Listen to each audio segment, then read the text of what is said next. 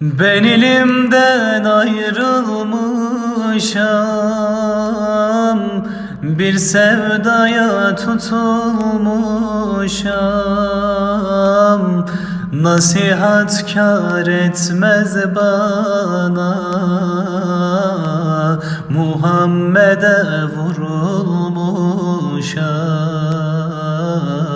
Nasihat kâr etmez bana,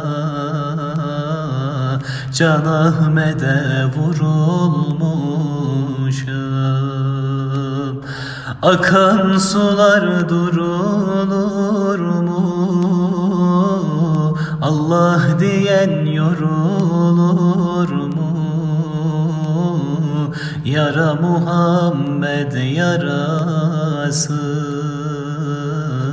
buna merhem bulunur mu? Yara Can Ahmet yarası, buna merhem bulunur mu? Bırak kardeş bu illeri, ötüşmüyor bülbülleri. Bırak kardeş bu illeri, ötüşmüyor bülbülleri. Ben Resul'e varmak için öğrendim Arap dilleri. Ben Resul'e varmak için öğrendim Arap dilleri. Akan sular durulur mu?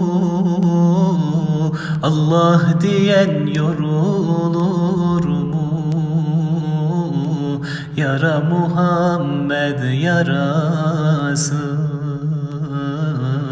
buna merhem bulunur mu? Yara Can Ahmet yarası, buna merhem bulunur